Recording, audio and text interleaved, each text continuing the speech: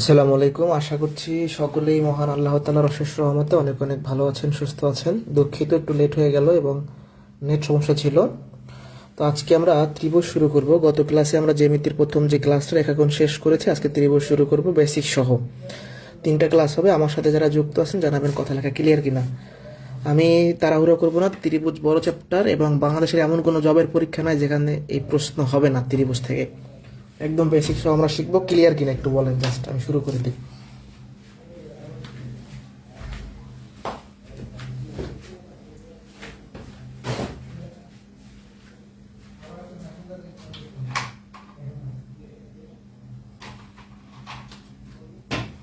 Clear, তাইলে শুরু করি।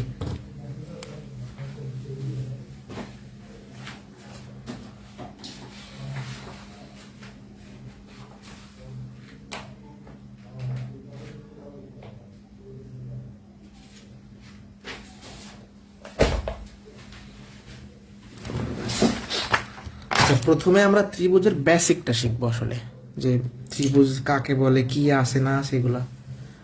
আচ্ছা, খেয়াল করেন, এই যে ত্রিভুজ শব্দটা, ত্রিভুজ, এই শব্দটার ভিতরেই এর মিনিংটা লুকায় আছে। ত্রি মানে কত? 3। আর এই ভুজ মানে কি? বাহু। তাহলে 3টি বাহু দ্বারা আবদ্ধ যে চিত্র, সেটাই হলো ত্রিভুজ। 1 বাহু, 2 বাহু, 3 বাহু ত্রিভুজ। 1 বাহু, 2 বাহু, 3 বাহু ত্রিভুজ। 1 বাহু, 2 বাহু, 3 বাহু ত্রিভুজ।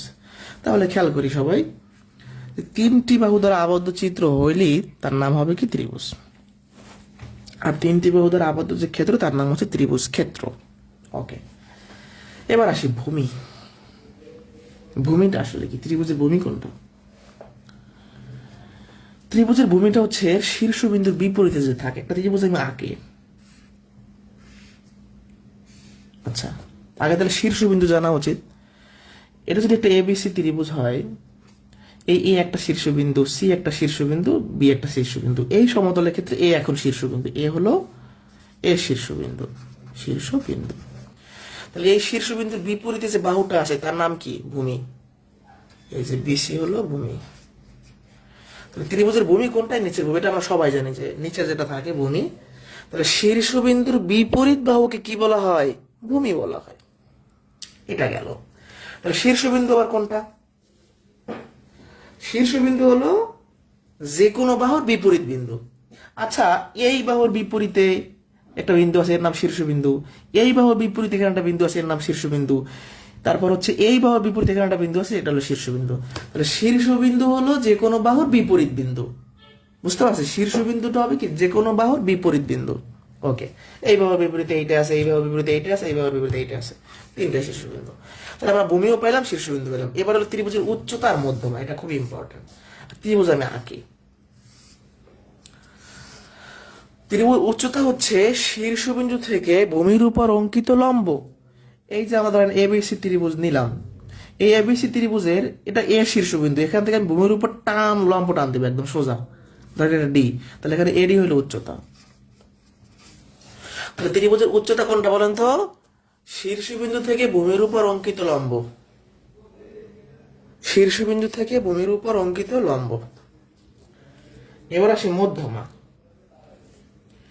মধ্যমাটা বোঝানোর জন্য আমি চিত্র ত্রিভুজ এঁকে নিলাম, এ বি সি। ওকে, এবার খেয়াল করেন, মধ্যমা হচ্ছে শীর্ষবিন্দু এবং এর বিপরীত বাহুর মধ্যবিন্দু সংযোগ রেখা। আপনি যখন উচ্চতা বলছেন না, আপনি কিন্তু সোজা টান দিচ্ছেন। আর মধ্যমার ক্ষেত্রে সোজা টান দিতে পারবেন না। শীর্ষবিন্দু নিবেন এবং এর বিপরীত বাহুর মাঝখানের বিন্দু খুঁজবেন। এর মাঝখানের বিন্দু মনে করেন এখানে, এইবার যোগ করবেন। যারা বুঝি নাই আর একবার, এখানে এ এফ হলো হলো মধ্যমা। যারা বুঝি নাই আর একবার, ত্রিভুজের উচ্চতা হলো শীর্ষবিন্দু থেকে ভূমির উপর সোজা লম্ব। আর মধ্যমা সোজা লম্ব না। মধ্যমাটা কি?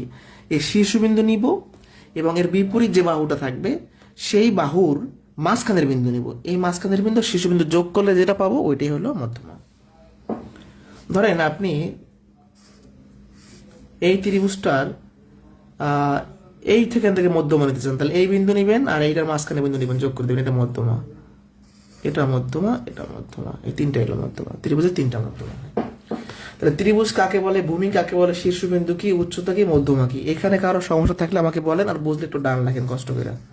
এটা হলো বেসিক আলোচনা, এগুলো আমাদের জানতে হবে। আজকে আমরা শুধুমাত্র ত্রিভুজের অনুসিদ্ধান্ত পড়বো, আর কিছু পড়বো না। ত্রিভুজের যে গুরুত্বপূর্ণ অনুসিদ্ধান্তগুলো রয়েছে এগুলো পড়বো। বুঝছে কিনা বলেন?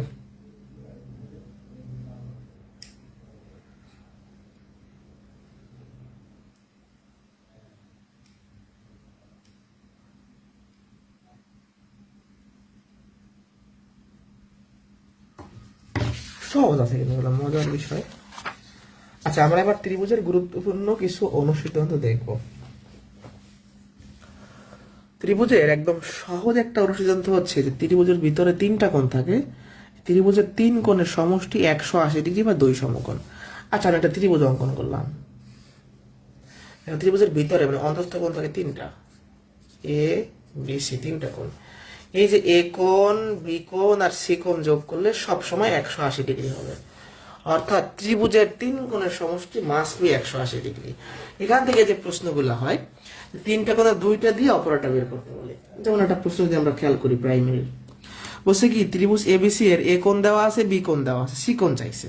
তো যখনই তিনটা কোণের একটা চাইবে আর অপর দুটো দেওয়া থাকবে, আমরা এই অনুসিদ্ধান্তটা ব্যবহার করব। আমরা জানি যে এ কোণ, বি কোণ আর সি কোণের যোগফল 180 ডিগ্রি, এটা আমরা জানি। এবার আমাদের সি কোণটা বের করতে বলছে, তাহলে 180 থেকে এই এ কোণ আর বি কোণ বাদ যাবে, তাই না? তাহলে এ কোণ কত, 45 ডিগ্রি, বি কোণ 30 ডিগ্রি, ইংলিশ বাংলা মিক্স হয়ে গেল, 45 30। ঠিক আছে, তাহলে 105 ডিগ্রি হবে আমাদের অ্যান্সার। এখানে 75, 180 থেকে 75 বিয়োগ করলে 105 ডিগ্রি হয়ে গেল। অর্থাৎ তিনটা কোণে দুইটা দেওয়া থাকলে অপরটা বের করার জন্য, পরীক্ষা হলে তো আমরা ওইভাবে করবো না। পরীক্ষা হলে সরাসরি কি করবো, 180 থেকে এই দুটো যোগ করে বাদ দিয়ে দেবো, এভাবে করবো। পরীক্ষা হলে এক লাইন করবো, এত সময় নেই আমাদের। এটা ইম্পর্টেন্ট প্রশ্ন, লিখে রাখেন। একটি ত্রিভুজের তিনটা কোণের পরিমাণ x/2 3x/2, বৃহত্তম কোণ চাইছে। তো আমরা আগে x এর মানটা বের করি। তিনটা কোণের যোগ পেলে অবশ্যই 180 ডিগ্রি। প্রথম কোণ, দ্বিতীয় কোণ, তৃতীয় কোণ, এটা যোগ করলে অবশ্যই 180 ডিগ্রি হবে। এখান থেকে আমরা x এর মানটা বের করবো, 2 লসাগু।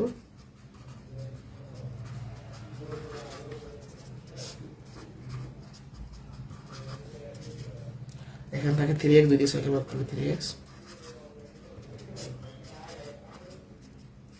60 ডিগ্রি। তাহলে আমাদের প্রথম কোণটা আসলো, x এর মানটা কত, 60। দ্বিতীয় কোণটা কত হবে, x/2, তার মানে 60/2, তার মানে 30।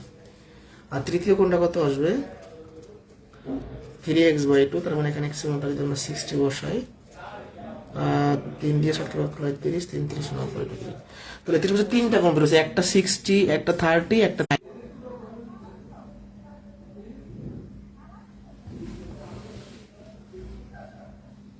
দুঃখিত, নেট সমস্যা ছিল একটু, নেটের একটু ঝামেলা করতেছে আজকে। যাই হোক, আবারও রিপিট করছি, এই তিনটা কোণের যোগফল অবশ্যই 180। এখান থেকে এক্স এর মান পাইছি, তাহলে এক্স এর মান মানে কি, প্রথম কোণ 60, পরের কোণ হলো 60 অর্ধেক 30, পরের কোণটা 90।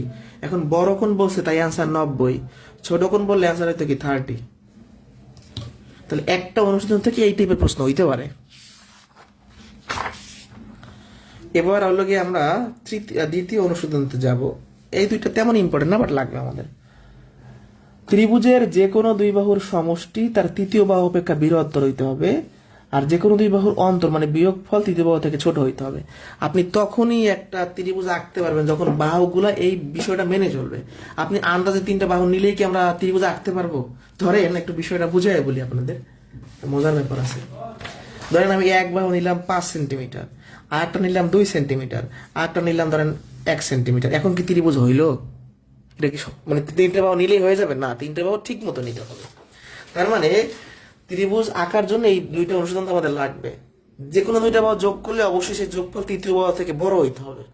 তো পরীক্ষায় প্রশ্ন আসবে, ত্রিভুজের যে কোনো দুই বাহুর সমষ্টি তৃতীয় বাহু থেকে বড় না সমান না ছোট নাকি এরকম। তো আমরা দেখি একটা উদাহরণ দিয়া, ধরেন 3 4 5। এবার 3 4 5 নিয়ে আমরা ত্রিভুজ আঁকতে পারবো কিনা দেখেন, আঁকতে পারি কিনা। এদিকে যোগ করেন, কত 7, 7 অবশ্যই 5 এর থেকে বড়, তাহলে দুইটা বাহুর যোগফল তৃতীয় বাহু থেকে বড় হচ্ছে। এদিকে যোগ করেন 9, তাহলে 9 অবশ্যই 3 এর থেকে বড়, কথা সত্য। তাহলে 5 আর 3 যোগ করেন 8, 8 অবশ্যই 4 থেকে বড়। তবে দেখেন আমরা যে কোনো দুইটা বাহু যোগ করি না কেন তৃতীয় বাহু থেকে বড় হচ্ছে সেই যোগফলটা, এটা মানতে হবে। যে কোনো দুই বাহুর যোগফল তৃতীয় বাহু থেকে বড় হবে। একইভাবে আপনি এটা একটু দেখি হয় কিনা, কথা সত্য কিনা, সেম জিনিস। অনেক কিছু হইতে পারে, 3, 4, 5 দিয়ে অনেক কিছু হইতে পারে। এবার বিয়োগ করে দেখেন, এই দুটো বিয়োগ করেন। এই বিয়োগফলটা তৃতীয় যে একটা বাহু বাকি আছে তার থেকে ছোট, এই দুটো বিয়োগ করেন। এই দুটোর বিয়োগফল এর থেকে, মানে এই বিয়োগফলটা এর থেকে ছোট, এই দুটো বিয়োগ করেন। আর 2, 4 এর থেকে ছোট। তাহলে আমরা দেখতে পাচ্ছি যে এই বাহুগুলো নিয়ে আমরা ত্রিভুজ আঁকতে পারবো, আরো বিভিন্ন বাহু নিয়ে আঁকতে পারবো। এটা একটা উদাহরণ দিলাম। তাহলে ত্রিভুজ আঁকার জন্য যে কোনো দুই বাহুর যোগফল তৃতীয় বাহু থেকে তৃতীয় বাহু থেকে বড় হবে, আর বিয়োগফল তৃতীয় বাহু থেকে ছোট হবে। মনে রাখবেন কিভাবে, যোগফলটা হচ্ছে বড় হবে তৃতীয় বাহু থেকে, আর বিয়োগফলটা ছোট হবে। 4, 5 কোন ত্রিভুজের বৃহত্তর বাহুর বিপরীত কোণ বৃহত্তম, আবার বৃহত্তম কোণের বিপরীত বাহু বৃহত্তর। এখন এইভাবে যদি আপনি গদ বাদা মুখস্থ করেন মনে থাকবে না, উদাহরণ সহ বুঝবেন। আচ্ছা, আমি একটা ত্রিভুজ আঁকি। ধরেন এটা হচ্ছে 5, এটা 6, এটা 7। তো এই ত্রিভুজটার মধ্যে বড় বাহু কোনটা আমাকে বলেন তো? এটা বড় বাহু। এখন এই কোনটা মনে করেন যে 40 ডিগ্রি, এটা হচ্ছে 50 ডিগ্রি, এটা 90 ডিগ্রি। এবার আমাদের এই ত্রিভুজটার মধ্যে বড় বাহু হইল কি, আমি ABCD, বড় বাহু হইল AC। এই বড় বাহুর বিপরীতে যে কোণটা থাকবে সেই কোণটা হবে এই সবগুলো কোণের মধ্যে বড় কোণ। কথাটা খেয়াল করবেন। দেখেন AC হইল বড়, মানে বড় হইল 7, তাই না? তাহলে এর বিপরীতে যে কোণটা আছে সেই কোণটা কি এদের মধ্যে বড় না? 90 অবশ্যই বড়। আবার উল্টোভাবে যদি বলেন, এই তিনটা কোণের মধ্যে বড় কোণ কোনটা? 90। তাহলে বড় কোণের বিপরীতে বড় বাহু থাকবে। মানে একদম সহজ কথা, স্পষ্ট ভাষায় যদি বলি, বড় বাহুর বিপরীতে সবসময় বড় কোণ হয়। আবার উল্টোভাবে বললে বড় কোণের বিপরীতে সবসময় বড় বাহু হয়। এই কোণ বড় তাই তার বিপরীত বাহু বড় হবে, এই বাহু বড় তাই তার বিপরীত কোণ বড় হবে। কথা শেষ। বড় বাহুর বিপরীতে বড় কোণ হয়, বড় কোণের বিপরীতে বড় বাহু হয়। এটা অনুসন্ধান 4 না বুঝলে আমাকে বলবেন। 5 কোন ত্রিভুজের সমান সমান বাহুর বিপরীত কোণগুলোও সমান হয়, আবার সমান সমান কোণের বিপরীত বাহুগুলো সমান হয়। একটু আমরা দেখি বিষয়টা। ধরেন এটা 5 সেন্টিমিটার, এটা 5, এটা ধরেন 7। এটা ABC ত্রিভুজ। হ্যাঁ, এটা 45, এটা 45, এটা 90। আচ্ছা, AB আর BC বাহু সমান কিনা? এটাও 5 সেন্টিমিটার সমান। আবার A কোণ আর C কোণ সমান কিনা? সমান। এই কোণ আর এই কোণ সমান, এই বাহু এই বাহু সমান। এখন বিষয়টা দেখেন, এই বাহু আর এই বাহু সমান হওয়ার কারণে, এই দুটো বাহু যেহেতু সমান, তাহলে এর বিপরীতে 45 ডিগ্রি থাকলে এর বিপরীতেও 45 ডিগ্রি থাকতে হবে। এর বিপরীতে 50 থাকলে এর বিপরীতে 50 থাকতে হবে। মানে সমান সমান বাহুর বিপরীত কোণগুলো সমান হবে।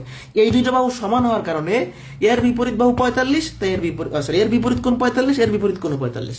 আর একবার, এই দুইটা বাহু সমান তাই এদের বিপরীত কোণগুলো সমান হবে। এর বিপরীতে 45 থাকলে এর বিপরীতে 45 হবে। উল্টোভাবে যদি বলেন, এই কোণ আর এই কোণ সমান কিনা, তাহলে এর বিপরীতে 5 সেন্টিমিটার থাকলে এর বিপরীতেও 5 সেন্টিমিটার থাকবে। তার মানে সমান সমান বাহুর বিপরীত কোণগুলো সমান হয়, আবার সমান সমান কোণের বিপরীত বাহুগুলো সমান হয়। এই বাহু সমান, তাই এর বিপরীতে 45 আছে, এর বিপরীতে 45। এই কোণ সমান, এর বিপরীতে 5 আছে, এর বিপরীতে 5। এই পর্যন্ত ডান কিনা? এই পর্যন্ত ডান কিনা?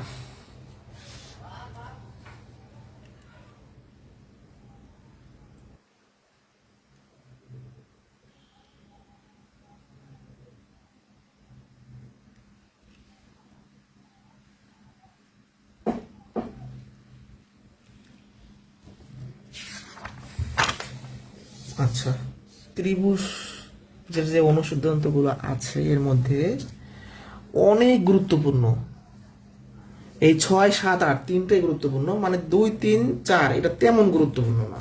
2, 3, 4, 5, 6, 7, 8 মানে ভিআইপি অনুসিদ্ধান্ত। ত্রিভুজের একটি বাহু বর্ধিত করলে যে বহিস্থ কোণ উৎপন্ন হয় তা বিপরীত অন্তস্থ কোণ দ্বয়ের সমষ্টির সমান। আমরা একটু উদাহরণ সহকারে দেখি। ABC একটা ত্রিভুজ, এই BC বাহুকে D পর্যন্ত বাড়াইলাম, তাহলে বাইরে একটা কোণ উৎপন্ন হয়েছে। তো আমাকে বলা হয়েছে একটা বাহু বর্ধিত করলে বাইরের কোণটা হবে এর বিপরীত অন্তস্থ কোণ দ্বয়ের সমষ্টির সমান। এখন খেয়াল করেন, এই যে কোণটা আছে এর বিপরীতে দুইটা কোণ ভিতরে আছে, এইটা আর এইটা, এটা কিন্তু না।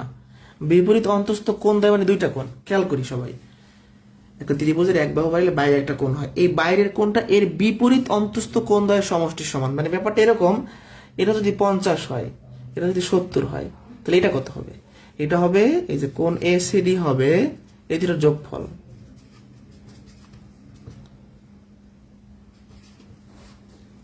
তাই না? 120 ডিগ্রি। মানে এই কোণটা এই দুইটা কোণের যোগফলের সমান হবে।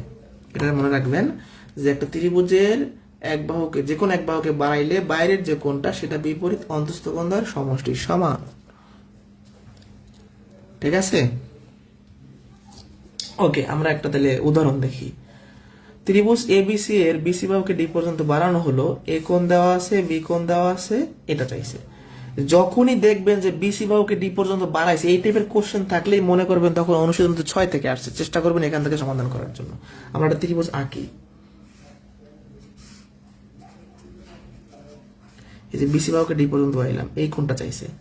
এ কোণ দেওয়া আছে 50 আর বি কোণ দেওয়া আছে 80।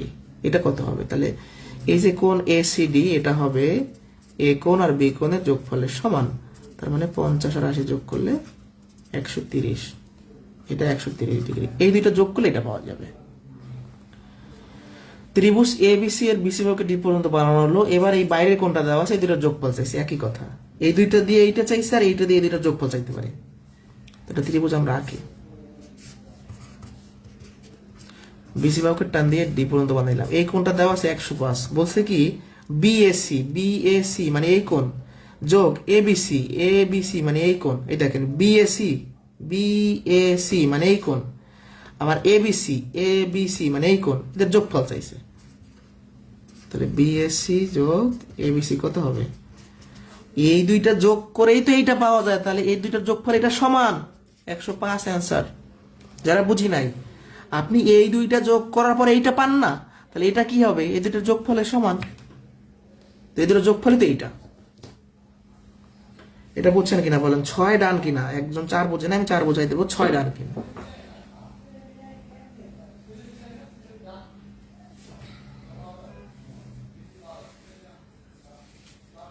6 ডান কিনা? 6 অনেক ইম্পর্টেন্ট।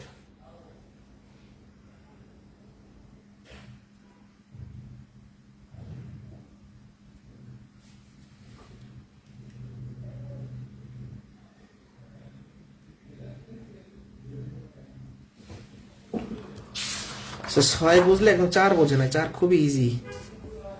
এই তিনটা বাহুর মধ্যে বড় বাহু কোনটা? এটা বড়, এটা বড় কোণ। মানে বড় বাহুর বিপরীতে সবসময় বড় কোণ থাকতে হবে। এই ত্রিভুজের যে যে তিনটা কোণ আছে তার মধ্যে যেটা বড় কোণ সেটাই বড় বাহুর বিপরীতে থাকবে। আবার উল্টাভাবে যদি বলেন, এই তিনটা কোণের মধ্যে এইটা বড় কোণ, এর বিপরীতে সবসময় অবশ্যই বড় বাহু থাকতে হবে। ওই ত্রিভুজের যে তিনটা বাহু তার মধ্যে বড়টা এর বিপরীতে থাকতে হবে। আচ্ছা, এই যে অনুশীলন তো 7 আর 8, বিশেষ করে 8 এত ইম্পর্টেন্ট, মানে প্রাইমারিতে কয়েকবার আসছে, নিবন্ধনে আসছে, বিসিএস আসছে, মানে ভিআইপি প্রশ্ন। 8 মানে 6, 8, 9 লাগাই রাখেন। 6, 8, 9 পরীক্ষা কিভাবে প্রশ্ন আসে? ত্রিভুজের যে কোনো দুইটি বহিস্থ কোণের সমষ্টি দুই সমকোণ থেকে বড় না ছোট না সমান না কত ডিগ্রি? একটা ত্রিভুজের দুইটা বহিস্থ কোণ, ধরেন এইদিকে একটা কোণ নিলাম, এইদিকে একটা কোণ নিলাম, এই দুইটা কোণের যোগফল সবসময় কি হবে? দুই সমকোণ থেকে বড়, মানে 180 বড় হবে। যে কোনো দুইটা বহিস্থ কোণ আপনি এইটা নিয়ে এখানে এই দুইটা যদি যোগ করেন তাও 180 বড় হবে। মানে যে কোনো দুইটা বাইরের কোণ যদি আমরা যোগ করি 180 বড় হবে। আর এটা কি বলছে? কোন ত্রিভুজের তিনটা বাহু বর্জিত করলে উৎপন্ন বহিস্থ কোণ তিনটির সমষ্টি 4 সমকোণ। মানে এটা বেশি ইম্পর্টেন্ট, এটা হুবহু আসে। মানে পরীক্ষা এরকম আসে, কোন ত্রিভুজের তিনটা বাহুকে বর্জিত করলে উৎপন্ন বহিস্থ কোণ তিনটির সমষ্টি কি 4 সমকোণ, 2 সমকোণ, 90 ডিগ্রি না কি এরকম। তাহলে এই বাহুকে বাইরে একটা কোণ পাবো, এই বাহুকে বাইরে একটা কোণ পাবো, এটা বাইরে একটা কোণ পাবো। এই তিন কোণের যোগফল অবশ্যই 4 সমকোণ, মানে 360 ডিগ্রি হবে একদম। মানে এটা পরীক্ষার জন্য মুখস্থ করে যেতে হবে আমাদের।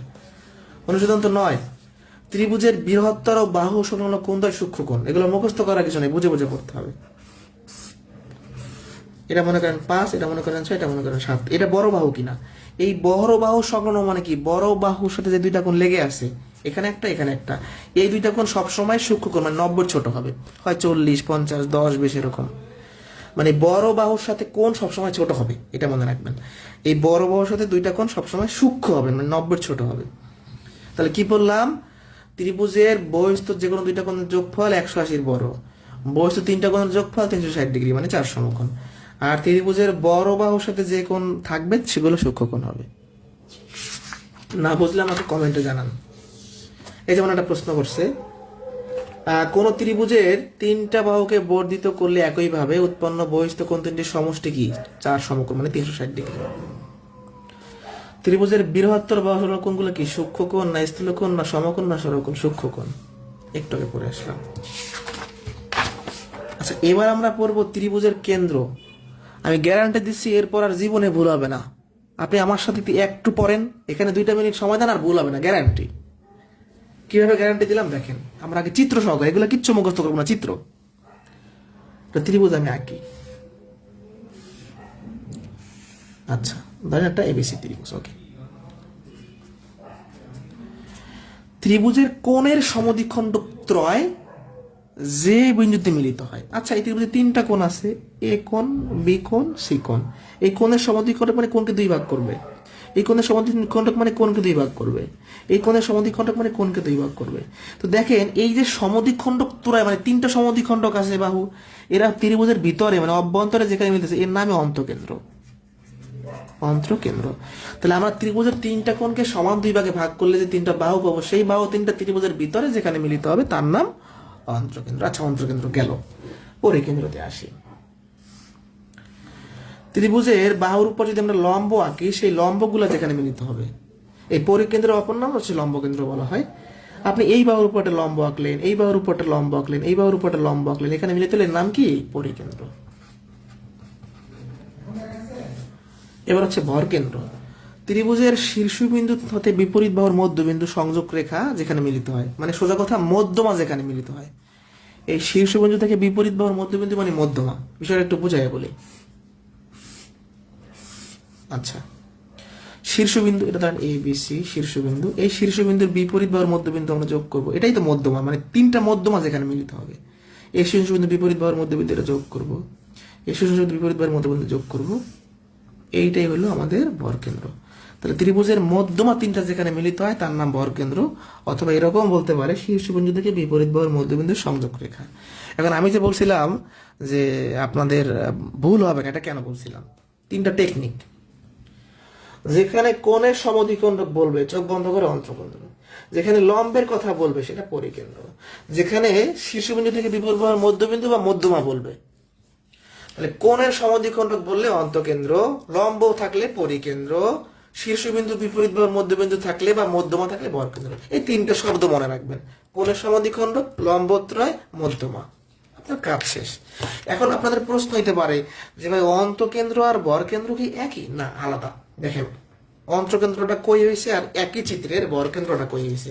আপনাদের যদি বিষয়টা আরো ক্লিয়ার করি, বিষয়টা আপনাদের চিত্র এঁকে যদি ক্লিয়ার করি, এরকম বিষয়টা দেখেন, একই চিত্র আঁকবো আমি, একদম ঠিক একই চিত্র আঁকবো, কাছাকাছি আর কি, মোটামুটি কাছাকাছি একই টাইপের চিত্র না? অন্তঃকেন্দ্র হলে কি? কোণের সমদ্বিখণ্ডক ত্রয়, 3টা সমদ্বিখণ্ডক, 1টা 2টা 3টা, এটা হলো অন্তঃকেন্দ্র। এবার আমি যখন ভরকেন্দ্র আঁকবো তখন আমার শুধু টান দিলে হবে না, আমার মধ্যমা বের করতে হবে। তাহলে এই যে শীর্ষবিন্দু আর বিপরীত বাহুর মাঝখানে বিন্দু যোগ করবো আমরা, এই শীর্ষবিন্দু বিপরীত বাহুর মাঝখানে যোগ করবো আমরা, যোগ করবো না। এখন দেখেন একই চিত্র, অন্তঃকেন্দ্রটা কই হয়েছে আর ভরকেন্দ্রটা কই হয়েছে, সরে গেছে না? ভরকেন্দ্রটা সরে গেছে। তাহলে কোণের সমদ্বিখণ্ডক থাকলে অন্তঃকেন্দ্র, লম্বত্রয় থাকলে পরিকেন্দ্র, শীর্ষবিন্দু থেকে বিপরীত মধ্যম হলে ভরকেন্দ্র। এইখানে কারো কোনো প্রশ্ন আছে কিনা আমাকে বলেন তো? অন্তঃকেন্দ্র, পরিকেন্দ্রে, ভরকেন্দ্রে কোনো ঝামেলা আছে কিনা কারো?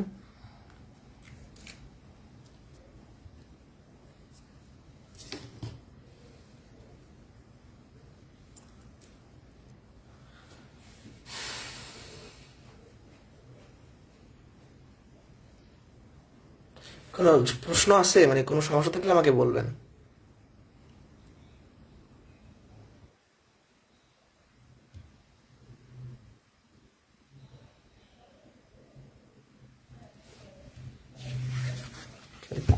না, নেট খুব স্লো। এই যখনই বলছে ত্রিভুজের 3 কোণের সমদ্বিখণ্ডক, কোণের সমদ্বিখণ্ডক বললে অন্তরকেন্দ্র। ত্রিভুজের মধ্যমা যখন বলছে তাহলে কি বর্গকেন্দ্র। কত সহজ।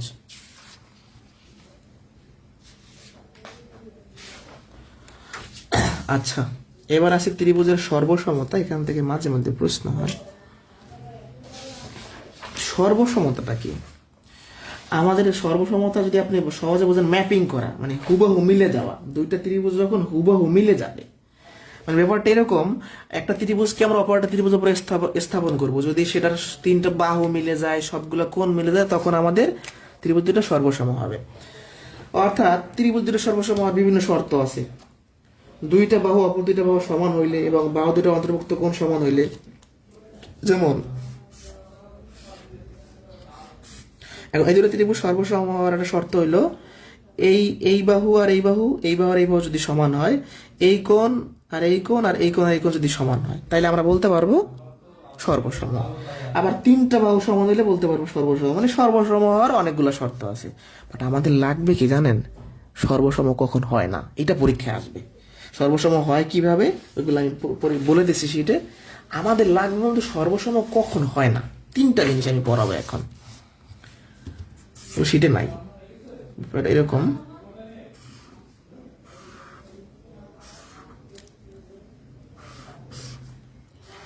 আচ্ছা, এটার ক্ষেত্রফল মনে করেন যে 15 বর্গ সেন্টিমিটার, এটা 15 বর্গ সেন্টিমিটার। এই দুটা ক্ষেত্রফল সমান, বাট এই দুটা কিন্তু আকার ভিন্ন, আকৃতি ভিন্ন। তাহলে ক্ষেত্রফল সমান কিন্তু দেখতে ভিন্ন, তাহলে সর্বসম হবে না। মানে আকৃতি ভিন্ন হলে হবে না। আবার ধরেন এটা মনে করেন 15 বর্গ সেন্টিমিটার, 10 বর্গ সেন্টিমিটার। এই দুটা কিন্তু আকার একই, মানে একই টাইপের, চিত্র সেম, কিন্তু ক্ষেত্রফল ভিন্ন, তাইলেও হবে না।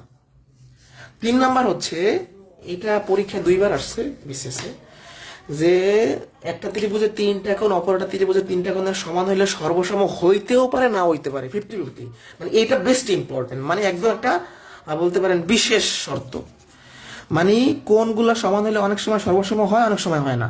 এটাই হবে না, এটাই হবে না, বাট এটা হইতেও পারে, না হইতে পারে। যেমন পরীক্ষায় প্রশ্ন করে কি, দুটি ত্রিভুজের কোন উপাদানগুলা সমান ও সত্য সর্বসম নাও হতে পারে। 3টা কোণ, 3টা কোণ সমান হলে সর্বসম হতেও পারে, নাও হতে পারে। দুটি ত্রিভুজ পরস্পর সর্বসমের জন্য সে কোন শর্তটি যথেষ্ট নয়। এই যে কোণ, কোণ মানে আমি যখন বলতেছি যে 2টা বাহু অপর 2টা ত্রিভুজের 2টা বাহু সমান এবং অন্তর্ভুক্ত কোণ সমান হলে সর্বসম, মানে এগুলো হবেই। সর্বসম হওয়ার শর্ত মানে হবেই। আর যথেষ্ট নয় মানে কি, হইতেও পারে, না হইতে পারে। ধরেন একটা কাজ আমি পারতেও পারি, নাও পারতে পারি, তার মানে ওটা তো ভ্যালিড না। আর আমি একটা কাজ পারবো, এটা ভ্যালিড। তাহলে এই 3টা কোণ দিয়ে আমি অনেক সময় সর্বসম পাইতেও পারি, নাও পাইতে পারি, তাই যথেষ্ট নয়। তাহলে যখনই এই টাইপের কোশ্চেন থাকবে, তাহলে কোন হবে অ্যান্সার? যে একটা ত্রিভুজের 3টা কোণ অপর ত্রিভুজের 3টা কোণের সমান হলে সর্বসম অনেক সময় পাবো, অনেক সময় পাবো না। ঠিক আছে?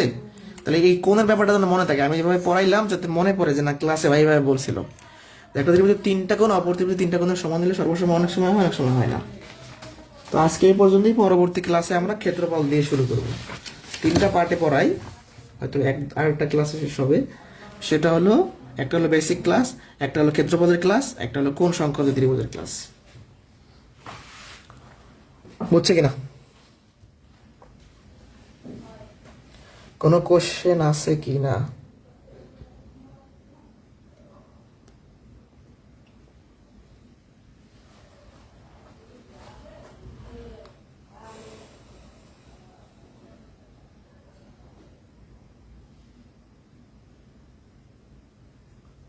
বুঝতে পারছি।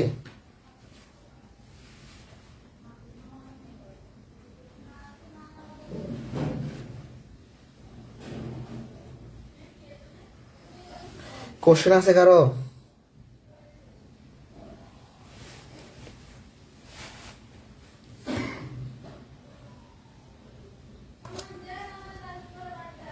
ঠিক আছে, ভালো থাকেন তাহলে।